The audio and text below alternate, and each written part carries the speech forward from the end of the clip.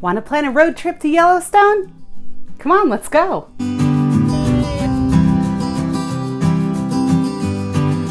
Welcome travelers, I'm so excited to have you here today on the Traveling Cheesehead.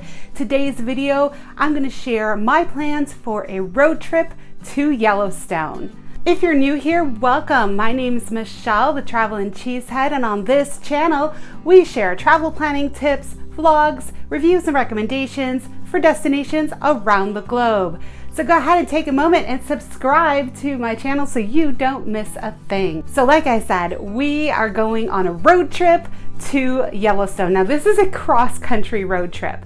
We live in Virginia Beach and we are headed all the way west to Yellowstone. Now we are going to have some stops in between.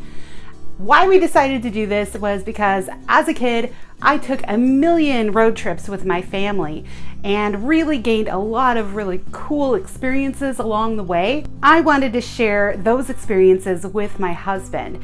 He has been several places with me, but we haven't really explored the US as much because we love going international places. But this was the perfect opportunity to take a road trip and really see the out west. And I wanted to go to Yellowstone because I really feel that it's such a unique place that until you've seen it, you really don't understand the diversity of what this country has to offer. So we are heading out to Yellowstone. So the first thing I did to plan this trip was to calculate how many hours it was going to take for us to drive from here in Virginia Beach all the way to Yellowstone. And then I wanted to kind of plan out how many days we could probably handle or how many hours in a day we could handle on the road. I also needed to calculate how many days we were going to allot for each stop. I know we want to explore Rapid City area with Mount Rushmore and Devil's Tower and Badlands National Park, Wall Drug. We want to explore that area on the way to Yellowstone. Plus, we want to spend probably a good 3 days in Yellowstone because I don't think we'll be able to get the full experience if we do less time than that. So I have an idea of what we want to go and see both in the Rapid City area as well as Yellowstone itself. So that way I can kind of plan out how many days I'm going to need, how I can work that all into an itinerary that we're not overloaded, but that we get to see everything that we're going there to see. So I've also researched all the state regulations. We happen to be going here in 2020, so I wanted to make sure I knew each state what their different COVID regulations were. If you're planning this trip at a different time, you're not going to need to worry about this, but I thought it was relevant for this particular trip because it does happen to be during 2020. Once I kind of plotted out how many hours we would be able to manage driving in a day, I needed to research some hotels that would allow us to stop over and rest for the night before continuing on the next day. And I wanted to make sure these were very close to the highway so we didn't waste any time. I went on TripAdvisor and I looked at recent reviews from travelers who had just been there in the last couple of weeks. So I know which hotels are kind of following the regulations, who had really good experiences, who were following cleanliness standards, things like that. So we could choose wisely which hotels we wanted to stay at. And I'll put all the hotels that we chose in the links below so you can check them out for yourself. So one key part of planning was whether or not we were going to drive our own car or if we were going to rent something to drive out. And quite honestly, our car is not the newest car. It's perfectly fine, but it's a little small and I didn't really want to put that extra wear and tear on our own personal vehicle. So we've decided to rent a car. We've rented a small SUV and we've added the roadside assistance to it. We don't have AAA. If you have AAA, it's something you wouldn't need to do because it'll follow you. But if you don't have AAA, car rental companies do offer a daily rate for emergency roadside assistance, and it is similar to AAA. So we have added that because of the distance that we're going. We figured it was better to have that a little extra insurance on there versus going without it. And with the SUV, even though it's just two of us, it gives us a little extra room. We're going to be bringing a cooler and our bags and things like that, and it just gives us a little extra space to stretch out and relax. Plus, because we're going to be doing a little bit of mountain driving once we get out to the Yellowstone area, I know SUVs have a little bit more horsepower for handling that kind of drive, so that's what we decided to rent. So we are going to be visiting a few national parks, and each of those national parks has an admission fee. So we have decided to get a national park pass because it's an annual pass and it gives you admittance into all of the national parks versus paying individually. Now, you don't have to do this, especially if you're only going to visit like maybe one national park. You may find it more cost effective just to pay the entrance fee. But for us, we were visiting several, not to mention it lasts for a whole year. So from the date of purchase. So we have a whole year to go into the parks, even in our area here in Virginia Beach and other areas that we can go visit here in our home state. Those are included in that pass as well. So we can take full advantage of it.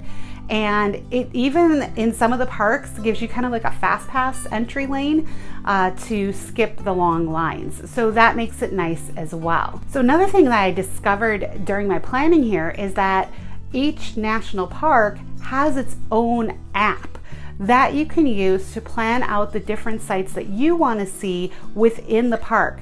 Plus, it has the most up-to-date information on road closures, on amenities, or some of the park ranger sites that are open or closed, what hours they have, dining facilities, and all of those types of things. So it's really great because it is up to date and it has the most accurate information available. Plus it works as a planning app, so you can plug in the different things that you want to see and plan out your days accordingly in the park. And I'll do a whole separate video on how to utilize those apps and plan out what you want to see, especially in Yellowstone because it's such a huge park and there's so many things to see. And I'll just kind of give you a guide on how to use that app, but they're free apps. So definitely download them and use them. Saved us a ton of time in the planning process versus going individually to different websites and trying to find stuff out. So another thing we're doing to save some time and money along the road is I am packing a whole bunch of sandwiches. So that is going to be pretty much our breakfast, lunch, and dinner while we're on the road. It'll save us a ton of time and money because we're not going to have to stop off the road to eat or to get food or find restaurants or anything like that. Those types of things can eat up a ton of time when you're on the road. So I decided that it would be better for us to just pack sandwiches and go. We also have some fun snacks because what road trip would not be complete without some fun, crazy snacks. I had to go in and research what route we were going to take because I wanted to make sure, A, that we were taking the route that was fastest, as well as I wanted to take the route that avoided some of the tolls. I know from experience that going through the Pennsylvania Turnpike and the Ohio Turnpike tend to be quite expensive when you go completely clear across the state. So I really kind of wanted to avoid those if at all possible. And I chose the route that avoided the different tolls. So we paid some tolls, obviously, because you're not going to avoid them altogether, but we avoided the more expensive ones. We're going to go on the southern route. Both of them will get us to our destination within about the same amount of time. And there's really only about a 20-minute time difference. So I don't feel that it's worth paying the price of the tolls to save 20 minutes. That's just me. So one thing that we've done, and normally I book all my accommodations ahead of time. However, for this trip, we are only planning our accommodations up through Yellowstone. So that's basically covers all of the accommodations on our trip out, and then when we're in Rapid City, as well as when we're in Yellowstone. The beauty of a road trip is it gives you some flexibility to kind of change up your plans and figure out what you want to do. You can even extend a day sometimes for no real big deal. I want to have that flexibility. I don't know if we're going to be able to do, be as aggressive in our driving on the way home as we are planning on being on the way there. We're planning to do the journey out to Rapid City in 2 days. But on the way home, I'm not sure if we're going to be up for that. So I want to make sure I allow us enough time to be flexible with the amount of drive time we're going to do each day. So I haven't booked any of our hotels for the way back. We'll do that on the trip, and I'll probably talk about that in my upcoming vlogs. So make sure you follow along. So I want to get to the breakdown of our itinerary, what the plan is. So day one, we are planning to leave very early in the morning. We want to leave probably between 3 a.m. and 4 a.m. so that we can hit the Chicago area right about 6:30, right in that time frame, so that we have enough time to really rest and relax, because the next day we're planning on getting up again quite early, not 3 or 4 in the morning, but we want to hit the road by about 6:30 in the morning, so we avoid some traffic and really hit the ground running. Day two, we plan on getting to Rapid City. So if we leave as planned about 6:30, we should hit Rapid City right around 7 or so, which again will be plenty of time. Now in Rapid City, we're spending 2 nights there. First of all, we need to rest because we've just driven like 28 hours. So that's number one. But number two, we also want to explore some of the things in that area of Rapid City. We want to see Badlands National Park. We want to stop at Wall Drug because it's just this cool little destination along the way, and it's very close to the Badlands. And then we want to hit Mount Rushmore. We also would really like to check out Custer State Park in South Dakota. I just don't know if we'll have time on the way out, but we might keep that for the way back. So we'll see. We'll see how the plan is. Okay, so once we've spent our 2 days in Rapid City, we will head out to Gardner, Montana. Now, in Yellowstone, there are 4 different entrances to Yellowstone National Park. And being that we're coming from the East Coast, really there were 2 that made the most sense for us without adding a ton of drive time. There is the East entrance, which is near Cody, Wyoming, but it is about an hour or so from the entrance to Cody, Wyoming. So that's not going to be probably the best choice for us, since we really want to get into the park quickly and spend our time actually in the park versus driving to and from the park. The other option for us is the northern entrance, which there's a little town called Gardner, Montana, that is right at the entrance of the park. So that's the one that we decided to go to. The other 2 entrances are the west entrance, where the city that you would stay in is West Yellowstone, and then there's the southern entrance, which the entrance you would stay, the city that you would stay in is Jackson or Jackson Hole, Wyoming. So those are your 4 entrances, but for us, we chose Gardner, Montana. It looked like the most accessible one because the town is literally right on the border of the park. So that's what we've chosen, and I'll again follow along in those vlogs because I'm going to be showing you everything that we experience as we go. So by going to Gardner, that also allows us to hit Devil's Tower along the way. It doesn't really take us too much out of the way to get to Devil's Tower on the way to Gardner, Montana. It is slightly off the interstate, but it's not awful. So because we knew Devil's Tower is more of a couple hour stop versus a full day. I mean, I'm sure you could make it a full day, but we're going to make it a couple hours. We decided to put it on the way to Gardner, Montana. This way we can kind of kill 2 birds with 1 stone. We can get to our destination as well as check out another national park en route. Once we get to Gardner, we plan on spending the next basically 3 days in Yellowstone and exploring Yellowstone. I'm hoping on one of those days we're going to be able to sneak down to Grand Teton National Park because we're so close and it's so beautiful.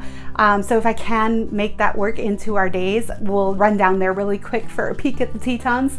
Can't promise we'll be able to spend a ton of time there, but at least we can at least run into the park, see it a little bit, and then head back for the night. But we'll see how that goes. I'll do a full video on my itinerary in Yellowstone and what we plan to see and do so you can plan your own trip to Yellowstone. All right, so that is my plan so far. Now, once we leave Gardner, Montana, we will be heading home. I believe we're going to probably have to stop again in the Rapid City area because that's about an 8-hour drive from Yellowstone to Rapid City.